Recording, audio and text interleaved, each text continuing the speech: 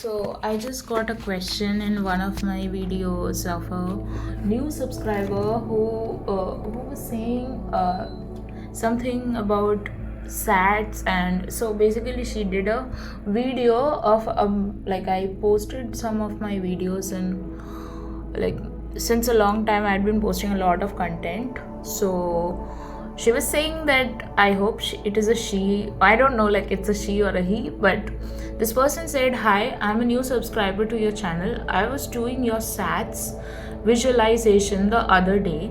I just got on this weird thought enough to shudder me from my sleep when I saw my SP with a random faceless person. Suddenly, all this. What if all the thoughts I'm thinking goes in vain, rushed down? How do you think I should handle this situation here? Your opinion would be great." Okay, so hi subscriber, and I am so thankful that you have subscribed to my channel, because that encourages me to come up with new contents, and that makes me feel that I can make a difference in someone's life.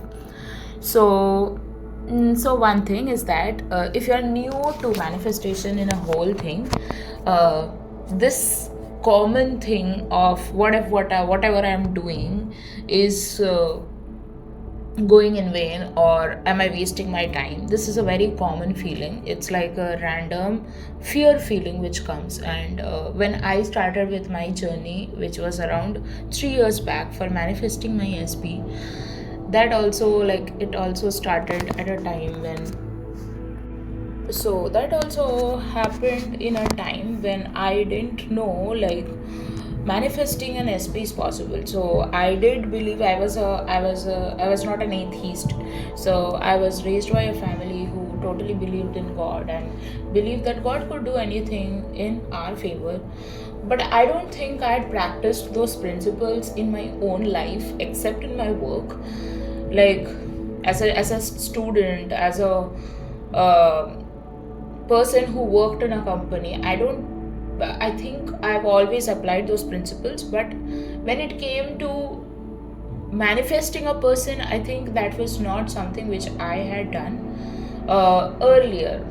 And to be honest, when I came to know about the law of assumption and law of attraction, law of attraction was something which was introduced by my mom, which was like when I was in class 8, I remember, which is like very long back, around 13 years, when I was a 13-year-old child. So at that point of time I was introduced to this, but I thought it's some bullshit concept which is written in some book, because I did not know how to practice it. I thought that how can you control your own thoughts when there are so many good and bad things happening in your life. I didn't know that thinking positive was something which actually changed your life in very, very remarkable ways. Then I saw some of my friends actually practicing this law. They didn't call this law as a law. They saw it as a way of, living their life in a positive way. So I remember there was a person who had a breakup with his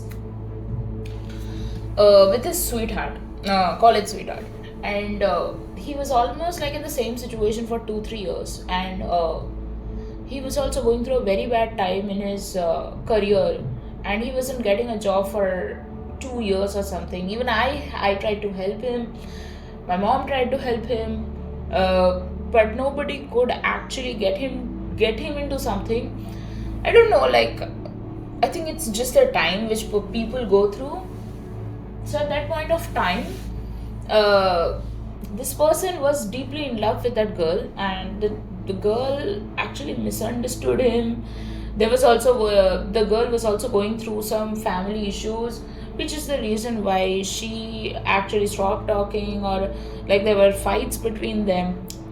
But he didn't give up. He didn't feel that, what if me being positive is being delusional. So I think the thought of this comes to you because you have absorbed a lot of information from the internet, which is basically from different perspectives. So one perspective is that dating coaches will tell you a lot of things about this is good and this is bad and this should not be done. He's a narcissist, he's a abuser, or he's what? Like I suppose you are a she and you are talking about a he. So they will say a lot of things. Basically, the advice they will give you is leave this person, go and find someone else. But tell me one thing, if you leave this person and you go and find someone else, you, the common denominator between anyone, whether it is your current person or it is some new person or whatever it is, the common denominator is you.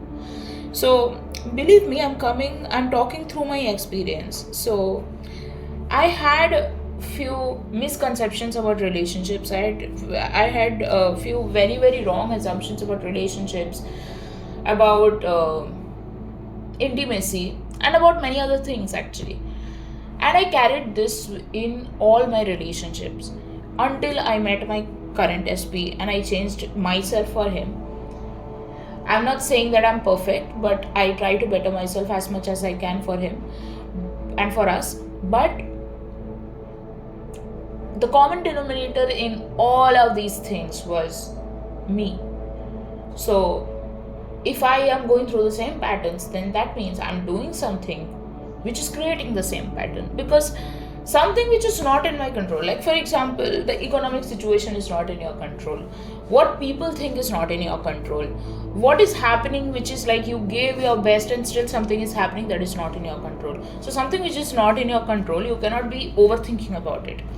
But the main thing is that if suppose you are in a relationship, happy secure relationship with your SP, and you somehow create a fight with him, which is like there is no reason for it, he hasn't done anything wrong, but you keep shouting.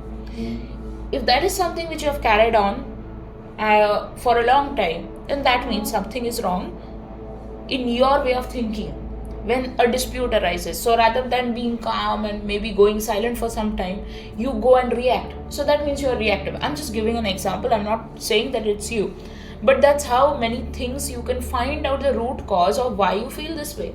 So when you said that you did a visualization, basically you were trying to calm yourself down by going into the end, but then your logical mind, which is what tries, their only job is to keep you safe.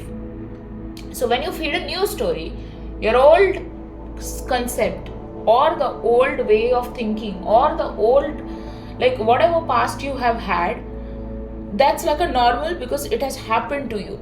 So your brain is like, how can you feed me a new story when I know that I've never faced this kind of reality? So it's like whenever you try to bring a new change, you will feel a resistance to change. Now, suppose if I am a global director, for example, of a company, and I see a very capable employee who is struggling a lot, and I try to put this person from a toxic department to a good department. Just an example. The first thing, even if you are in a toxic environment, you might be very comfortable with few things in that department. You will try to resist those things. You will try to resist that change because that is how it is normal, and your brain is also trained this way. Now, when I started my journey for manifesting my SP, it was also the same thing. My relationship got better. The way my SP saw me, that also got better because I got better. So this is not something delusional. If you know about manifestation, it is totally about neuroscience. So for such a long time, you have talked shit way about relationship. Like, I'm not talking about you, I'm talking about everyone in general. You have talked shit way about relationships, you have talked shit way about how people leave each other and how breakups are normal and how divorces are also fine and all that kind of stuff, because that's what people say. So we absorb certain things. And unless we have a filter in our mind that I'm not going to feed these things in our brain, so everything affects you, whether it's a television you see, whether it's a series you see, whether it's someone you're following, whoever you see. So everything is actually, 1 minute.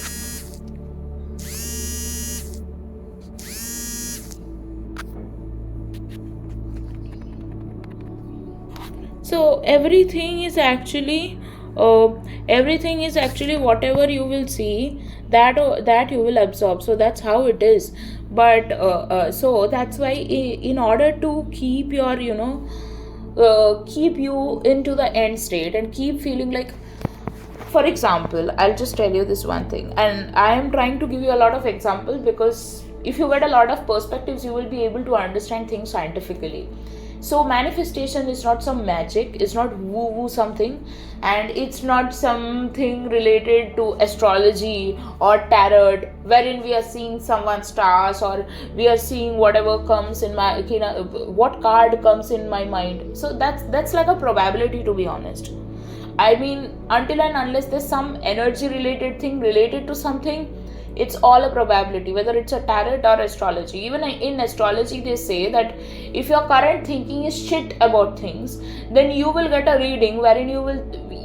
The immediate probability which is given by an astrologer is, for example, if you have this concept of I will not succeed, so an astrologer might see your hand, your palms, or something like that, and he will immediately say that this person is this person might not be able to achieve more because he has a limiting belief of etc etc. Now this is just an example. That's how it goes. Like my grandfather, my uncle, we got so many readings from astrologers. Like my uncle means like my mom's brother. So we got so many readings like this person won't live for long, and my grandfather lived till 75, then he died, and he was said that this person would die at 47. So these are some things like which we really absorbs, like, and so if you think manifestation is something which is delusional, why don't you think as astrology is delusional? Like, I'm not trying to give you, I mean, I don't know how to say this. Like, I'm not trying to be sarcastic, but what I'm trying to say is that's how it is. So it's like, for example, if I say myself that I do things better, or my relationships always fulfill me, or people always make me happy, people always respect me. So when I keep on saying this for a long time, what happens is, after a certain point of time, I automatically start seeing people that ways. So when I automatically start seeing people that ways, first thing is that when I change, everybody else would change. And second thing is that even if somebody is like stuck, or that okay, this person is very less confident about herself and she actually doesn't believe in herself, if that is what I had that old story in, and I am starting to change my new story, sometimes it would happen that sometimes I would try to believe in something, and sometimes I would not try to believe in something. In fact, the way I was going through when I started this journey with my SP, he used to behave like shit in front of me, and it was honestly very triggering at times to keep believing in the new story. But I believed in it, I kept on going, and I saw the changes. So that's how it is. So I think what you were facing was something which was already there in your mind, which is there in your mind as your normal, and you are kind of used to it. And so when you're trying to feed this new story, it gives you that fear, and it happens to everyone. It doesn't just happen to you, it has happened to me as well. So, and anytime, like earlier also, I used to get these things, I get this triggering thoughts like, what if he chooses someone else, what if he does this and that, and all this kind of stuff used to come. It's just your concept about yourself. So that's why we always mention that you should first be working on your self-love journey. You should first be working on your concepts about how you see relationships, how you see men or women, or whatever it is. Like, I don't know what you're manifesting, but basically if you are manifesting your SP, I guess, but I don't know your gender. So whoever you're manifesting, you need to see this person in a better light. If you cannot see this person beyond what is happening, then you will get stuck in that same old pattern, and that's where the fear keeps on arising. And also, one more thing I would like to say, if you keep entertaining those thoughts, more thoughts of those will come. So in this point of time, when you feel triggered, or you feel nervous, or you feel angry about something, or you feel like, oh my god, like why can't I control my old stories, you just go and try to calm your nervous system down. Now there are different ways of calming your nervous system down. So basically it is like you're self-soothing yourself. So you can go and bath, have a cold bath. You can have an ice bath if you have a bathtub. Then there are a few more things. You can have an ice cream, maybe try your favorite flavor. You can have a chocolate.